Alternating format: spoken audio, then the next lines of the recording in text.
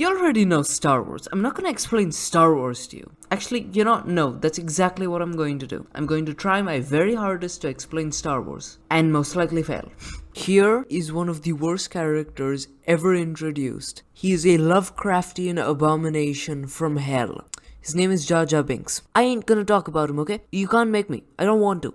He sucks. Okay, so this is my least favorite movie, not counting the Disney era stuff, because I hate sand, and I hate bad writing, and I hate hot stuff. Something this movie has plenty. I did like that they made Yoda CGI in the prequels, because the puppet version of him back then was just creepy. Like, they tried to make him younger, but they failed horrendously. Ugh, god, it's disgusting. The first battle in almost 20 years was, like, amazing. It had good pacing. It had good story, which is somewhat rare for fights. And there wasn't too many stupid moments where they could have killed the person, but instead they attacked their weapon. Like, there was, of course, but there wasn't too many. I do need to say, for like all the Star Wars movies, there's a lot of coincidences, like the Jedi and the Queen being at the same place at the exact same time. But I get it, movies got a movie, it happens with everything. Okay, so you might have realized there's something I haven't talked about yet. It's the politics. What did you think I was talking about? Yeah, I'm not talking about the politics. You could say I'm not brave enough for politics. Someone gets it. Also, I like the little ET Easter egg they added there. That was cute. On to episode 2!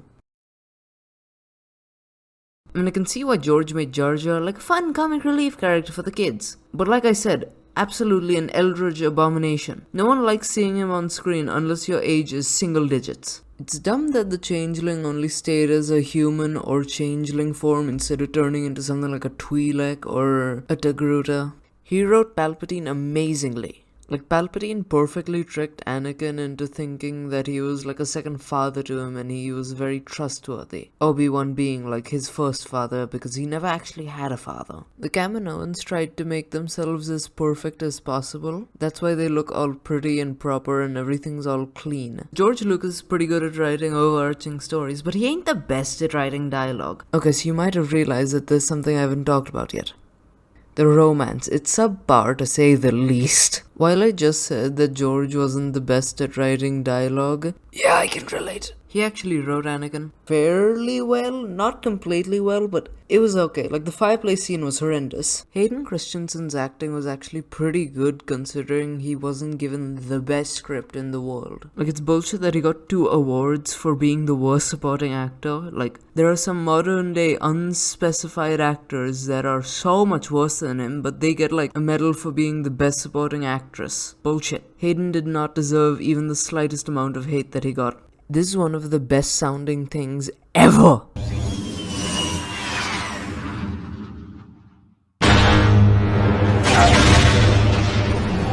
Mwah. You just gotta love that sound. It's like music to my ears. It's understandable why Anakin got pulled to the dark side considering one of the few people he loved died in his very hands. Watching the Jedi fight the battle droids in the Geonosians and then get surrounded and get helped by the clone troopers is still one of my favorite scenes in all of cinema history. Every time you rewatch this scene, there's always going to be something new in the background. Anakin was probably pissed that Watto sold his mother. So do you think he ever came back as Darth Vader and just tried to kill Watto? The conversation probably went a little something like this. Annie, is that you, Annie? You've changed.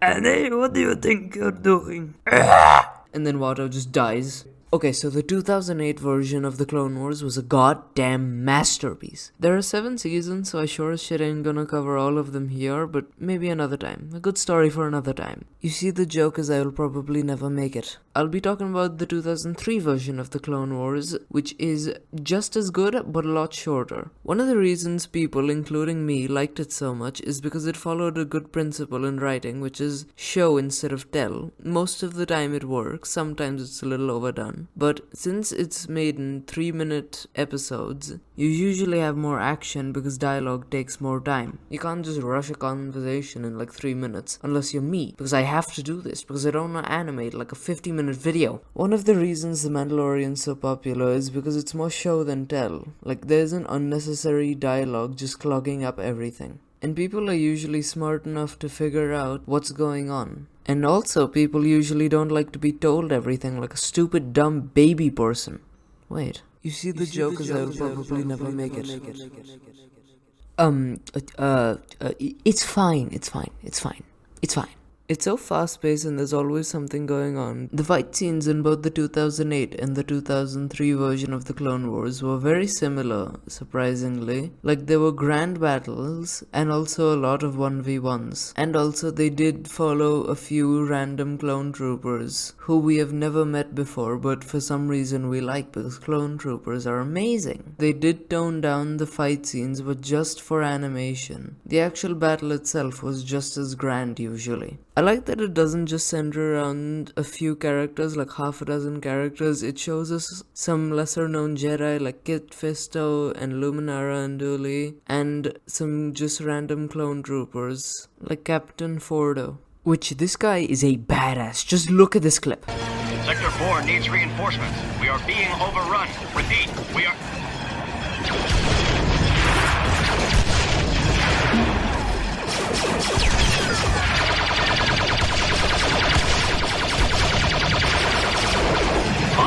Badass he is. The difference between the prequel Yoda and the OT Yoda is tremendous. The OT Yoda is this wise old monk dude who's just like a trainer, and the prequel Yoda is just like, backflip I do, commit war crimes I must. Most people like the 2008 version because there's more things in it, and there's also a lot of new characters like Captain Rex and Ahsoka and Fives, and Anakin and Obi-Wan are better than ever. Just some random clone troopers, Dooku, Grievous, Hondo, and actually a lot more characters. And one of my favorite characters, Heavy, he died in like 1 or 2 episodes, but yet he's still one of my favorite clone troopers, if not my favorite. Hondo is such a good character. He's literally just the space version of Jack Sparrow. I mean, there should be a captain in there somewhere. And Bad Batch is also pretty good. Like, it's pretty much a season 8 of Clone Wars, pretty much, but it's good. I would highly recommend watching both of these, the 2003 version if you only have 2 hours, and the 2008 version if you only have 2 days, 18 hours and 30 minutes. And I'm not gonna talk about the Clone Wars movie. I'm not watching that. On to episode 3! They did such a good job with Grievous, like this giant coughing metal robot, but yet he's still intimidating, because he's a giant coughing metal robot collecting lightsabers. Like, you can just tell he's on even playing field with Jedi. Obi-Wan knew his rival enough that he knew Grievous would want to 1v1 him instead of having all the droids shoot him. Also, he did that so the clone troopers could quietly sneak in and ambush the droids. And who would I be if I ended episode 3 without talking about the epic battle on Mustafar? Like, okay, it's very flashy, not a lot of it is practical. I mean, come on, doing that with a sword, like with an actual sword in real life, you'd die in a few seconds. But anyway, like, you can just see Obi-Wan's heart shatter when he has to leave Anakin to die and burning while he screams, "Oh, I hate you." And it's even better because of Hayden Christensen's acting. Like, it amplifies it so much. On to Solo. Yeah, I really don't have much for this. I mean, there's L3, that's cool. We got to see a bit of Chewie's backstory and how old he is, but that's pretty much it. I mean, this movie took risks, but it failed. I can admire it, but I can't like it. On to Rogue One. K2SO is absolutely my favorite droid and favorite comic relief character. Like, he's actually funny, unlike some people. And his voice actor does such a good job. And okay, I'm just gonna address the elephant in the room. Tarkin, it looks so real, but then again, so robotic. You can tell it's robotic, like it's deep faked, but it also looks good, so it's in like an uncanny valley. This movie is a masterpiece, like probably one of the best Star Wars movies yet. It's probably tied for my favorite movie in Star Wars. Like, see, what's good about this movie, and another thing bad about the sequels, is it has a good plot, so it doesn't need giant space battles for people to like it. But it has giant space battles anyway, because it's good, and also Disney gets money. On to episode 4. There's just one rule of thumb: don't mess with the Skywalker in a hallway. Okay, I'm gonna try to do the OT fast, because, you know, it's the original trilogy. trilogy. Everyone has seen the original trilogy, or at least know a little bit about it. So I'm not gonna go in depth about it because there is so much stuff. Vader was on screen for like 12 minutes, but he's so badass. Like, he radiates evil. I like the original trilogy and the prequels so much because most of the movies don't like hold your hand and minutely explain every little detail. It just expects you know what's going on, and like I said earlier, people don't usually like to be called stupid. Okay, so you might have realized that there's something I haven't talked about yet. The CGI is horrendous. Oh my god. Like, why did they make Jabba CGI? Like, he looked great as a puppet. Like, why? Why? Just why? And it's not just Jabba that got the CGI treatment. A bunch of other characters also got the CGI treatment. Like, it's just littered through with okay CGI at times. The other half of the time it was garbage. Wait, litter? Garbage? Team C's, that's right, how could I forget? If you've never heard of Team C's, it's this little project made by YouTube's finest, Mr. Beast and Mark Rober. And actually, most of YouTube is participating. The goal is to raise $30 million by the end of the year to get 30 million pounds of trash out of the ocean. And if you so happen to have $1 to spare, please send it their way. Back to your absolutely not regularly scheduled program. On to Rebel Scum! Yeah, I'm probably just gonna make a separate video for like all of the shows. But to sum it up quickly, it's nice that they used Maul, like they brought back Maul, and it's also kind of sad that they killed Maul. And also the lightsabers look weird, like they look very thin. On to episode 5. Okay, like I said, I hate sand and I hate bad writing. And I hate hot stuff, something this movie has the exact opposite of. It has cold stuff, it has snow, and it has good writing. While I can keep praising this movie, like just I can go on, there is one big flaw, and that's the 8080s. They are so useless. Probably my least favorite part about the movie. Other than that, it's very good. Once again, I can keep going on about everything good in this movie, but I don't want to. So this is the last thing I'm going to talk about in this movie. The Luke versus Vader fight. It is so good. Like, Vader's just toying with Luke in the beginning, but when Luke actually seems competent and Vader realizes that, he actually tries to, take Luke at any cost. And that's when Luke actually becomes like a proper Jedi, when he abandons the dark side for death, because death is a preferable alternative to the dark side of the Force. Okay, I know, I said that was the last thing I'm going to talk about in this movie, but it's just so good, and I need to talk about Yoda. Like, almost everything out of this guy's mouth is golden. On to episode 6, the last movie that's good. Okay, Jabba's palace looks amazing, and the character design is good, and the opening scene was just very good all around. Lapti Nekis is better than Jedi Rock, another thing they should not have changed. I'm glad that they didn't just kill Boba Fett and they brought him back in Mandalorian, because he was people's favorite character, like a bunch of people's favorite character. Okay, so you might realize that there's something I haven't talked about yet. The Emperor. Yeah, this guy is, he's the boss of one of the most badass villains in all of film history, so he's pretty powerful. Vader would have been 3 or 4 times stronger than the Emperor if he didn't get, didn't get his hands and legs chopped off. Now we're gonna talk about the Disney era stuff. It's horrendous. I'll go into a bit more detail, just long story short, it's horrendous. I'm not gonna have fun talking about it. Oh, no, we have The Mandalorian. Yes, I can talk about that! Oh, wait, no, I said I was gonna make a different video talking about the shows. Shit, I doomed myself! Okay, so the thing about the sequels is it's made by 2 different directors, Jar Jar Abrams and Ruan Johnson. I call JJ Jar Jar because he made Star Wars a joke. And I call Rian Johnson Ruan Johnson because, well, you get it. So yeah, I guess on to episode 7. I really had high hopes for this movie. I remember watching it in theaters when I was 7, I think. And I thought it was amazing! Then I rewatched it when I was 10 and realized what good movies were. Unfortunately, it was not this movie. While this movie had potential, an unspecified person ruined it. Finn was going to be such a good character. Same with Snoke, but then someone killed him. And if they turned down the bullshit enough, maybe even Rey could have been a good character. And when I say turn down the bullshit, I mean all the way down.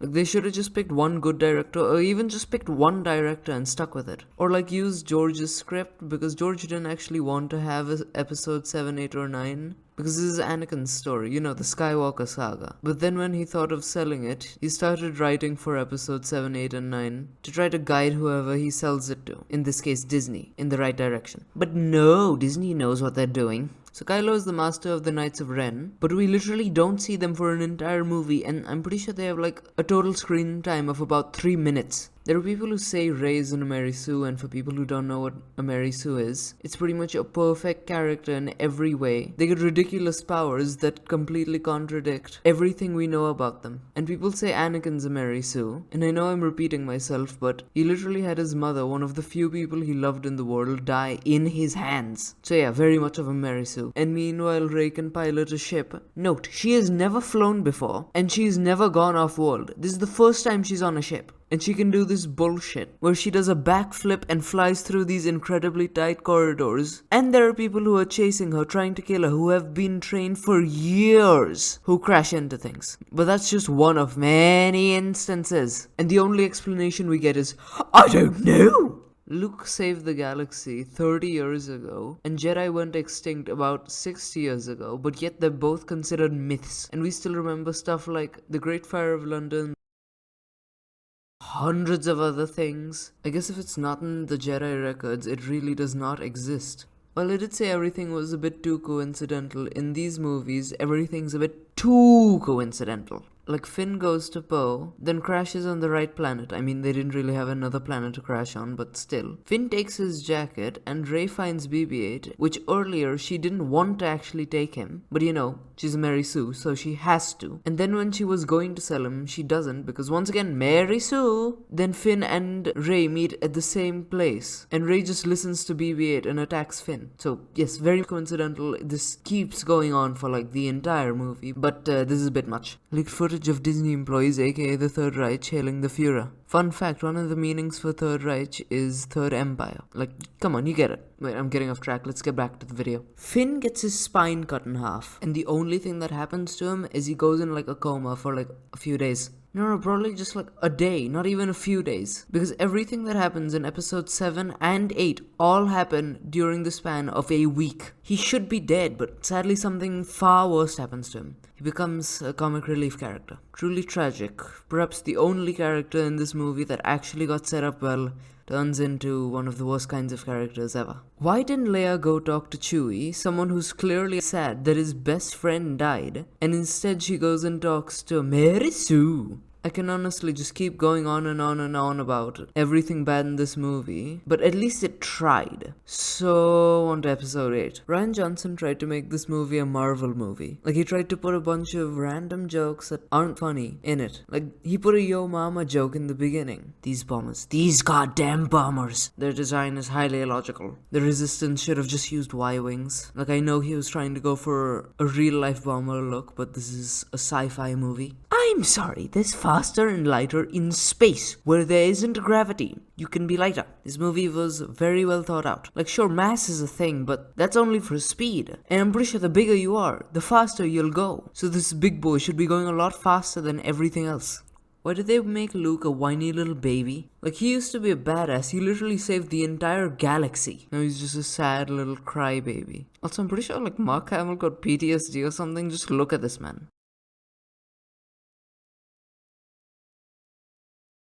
Traveling in light speed takes time. You can't just go from Canto Bay to like the other side of the galaxy where the Resistance is. It would take about 2 weeks to reach there. But they do it in a matter of seconds because, once again, everything in this movie and the last one was in a total of 1 week. Admiral Holdo makes Jar Jar look like Luke. And when talking about the OT Luke, not this Luke. Like, everything about her character is written bad. The only good thing about her is her actor, who actually did a pretty good job. Probably the biggest reason I don't like her character is because one cannot simply destroy Star Wars in one scene. Oh wait! Now to the average viewer, you might not realize that the scene breaks Star Wars. But to people like me who know way too much about Star Wars, you know that going light speed sends you to an alternate dimension where you cannot hit things. It is effectively teleport that takes a long time. For some reason, these movies show us the most random things and things that we don't care about, and don't show us things that we do care about. Like, just cut out the yo mama joke in the beginning, and just replace that screen time with how Rey got Snoke's escape pod and left the ship. Speaking of ships, I hate Reylo. This thing needs to take a gasoline bath and go smoke a cigarette. Like I just said, Finn was one of the few characters well written, but then he got turned into comic relief. So he would have actually had,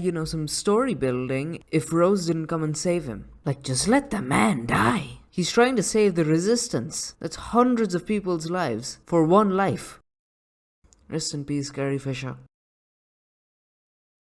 I suppose we're finally on to the last thing, episode 9. God, this movie is atrocious. It's horrifying, horrific, it's terrifying.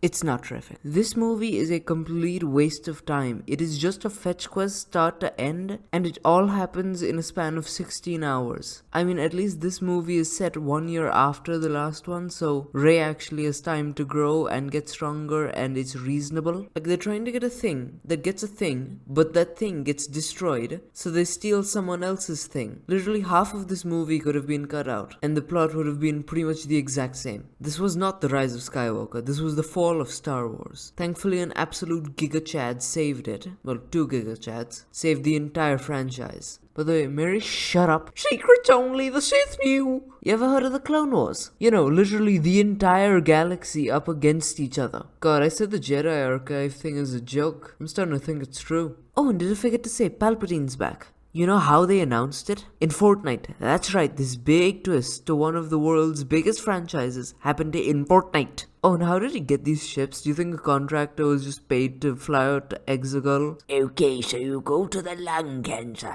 You take a left at the 3rd spike. You do an upside down loop-de-loop-de. And you pray to God that you'll come out of this alive. Jesus Christ, I wouldn't blame the guy for being like FedEx. He lifted thousands of kilograms of weight. Like, that is 1,000 Star Destroyers. So actually millions of kilograms of weight. He should be able to crush a planet faster and easier than this movie crushed my happiness. Oh, by the way, that planet is Mustafa. I really hope Disney gets their grummy little mitts off of that. They got space horses instead of speeders. Why don't the ships just tilt like 30 degrees to the right and they're all dead?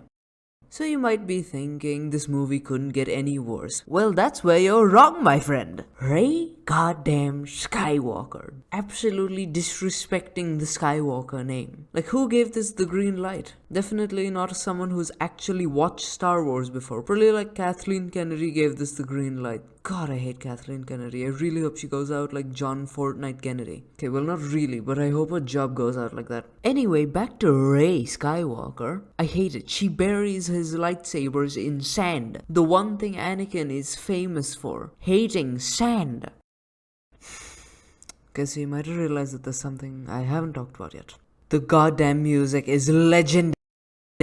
John Williams is one of the greatest music composers ever. That is simply a fact. And some of the music actually tells a story. Like, whenever Duel of the Fates plays, it's usually when Anakin's life's about to change. In the Maul vs. Qui-Gon and Obi-Wan scene. But that wasn't the only instance. When Anakin went to go kill the Tusken Raiders, the music was also playing then, because it pretty much sealed his fate. George made a bunch of comics. Those are now referred to as legends because they're dead. Oh wait, legends never die. It's fine. They won't die in our hearts. But yeah, Disney made all of them uncanon and instead made a bunch of their own comics. So I would talk about Legends, but like I said earlier, there is thousands of comics. Like, I could make an hour-long video just about that.